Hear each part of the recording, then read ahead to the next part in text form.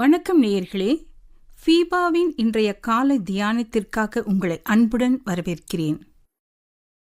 FIBA நேயர்களுக்கு அன்பின் வாழ்த்துக்கள். இந்த நாளிலே எரேமியா தீர்க்கதரிசன புஸ்தகம் 1வது அதிகாரம் 5வது வசனம். நான் உன்னை தாயின் வயிற்றில் உருவாக்கும் முன்னே உன்னை அறிந்தேன்.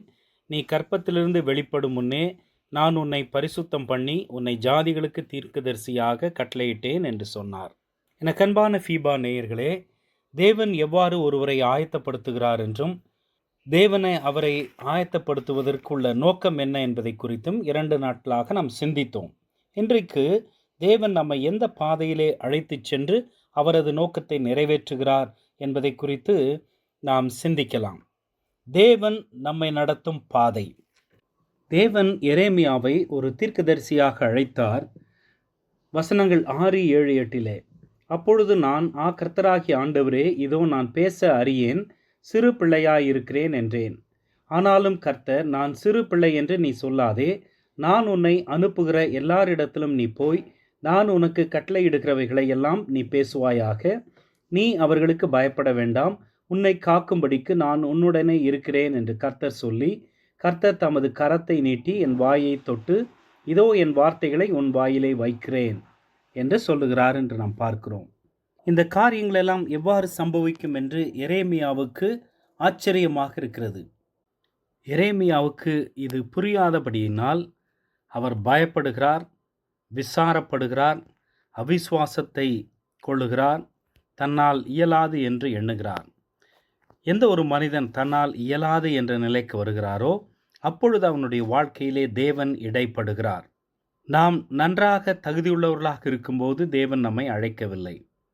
நாம் திறமை உள்ளவர்களாக இருந்தபோது தேவன் நம்மை அழைக்கவில்லை. நாம் திறமையின்மையிலே, தகுதியின்மையிலே, அழைப்பில்லாமல் இருந்தபோது, ஒருவராலும் தெரிந்து கொள்ளப்படாத நம்மை தேவன் தெரிந்து கொண்டு நம்மை அழைத்து தகுதிப்படுத்தினார். நம்மை தேவன் அழைத்து பரிசுத்தப்படுத்துகிறார். தேவன் நம்மை அழைத்து திறமைகளை வழங்குகிறார். தேவனது செயல்கள் தேவனது பலத்திலே, தேவன் திட்டமிட்ட நேரத்திலே, தேவனது வழியிலே செய்யப்பட வேண்டும். எப்பொழுது எல்லா முயற்சியும் தோற்று போகிறதோ, எப்பொழுது யாருமே நம்மை ஏற்றுக்கொள்ளாமல் எல்லாரும் நம்மை புறக்கணிக்கிறார்களோ அப்பொழுது தேவன் உள்ளே நுழைகிறார்.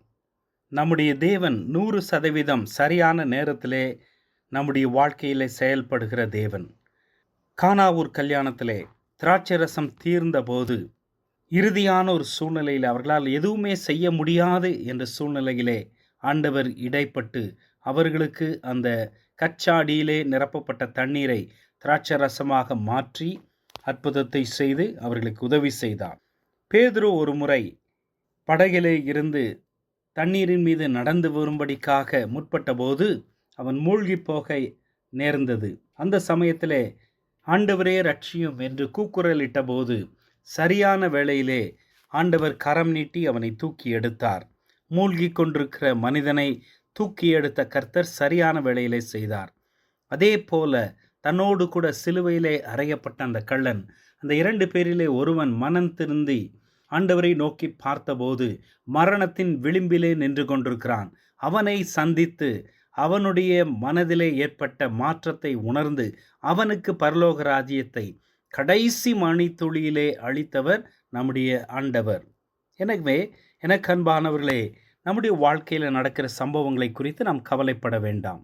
ஒருவேளை யாரும் உதவி செய்யாத ஒரு இடத்தின் விளிம்புக்கு வந்து விட்டீர்களோ, அல்லது உங்களுடைய வாழ்க்கையிலே எந்த விதமான நம்பிக்கையும் மற்ற ஒரு முடிவுக்கு வந்து விட்டீர்களோ, இதன் பிறகு நான் என்ன செய்ய முடியும் என்று யோசிக்கிற நிலையிலே வந்து விட்டீர்களோ, சரீர பிரகாரமாக, பொருளாதார ரீதியாக, ஆவிக்குரிய நிலையிலே அல்லது வேறு எல்லா விதங்களிலும் மற்றவர்களால் புறக்கணிக்கப்பட்டு உங்களுடைய சுயமும் எந்த விதத்திலும் எழும்பி எந்த காரியத்தை செய்ய முடியாத எல்லாமே தோற்றுப்போன நிலையிலே யார் எனக்கு உதவி செய்வார் என்று நீங்கள் கண்களை நோக்கி பார்க்கும்போது ஆண்டவர் அங்கே தன்னுடைய காலடியை எடுத்து வைத்து அங்கே உங்களை தூக்கி எடுத்து உங்களை ஸ்திரப்படுத்துவார்.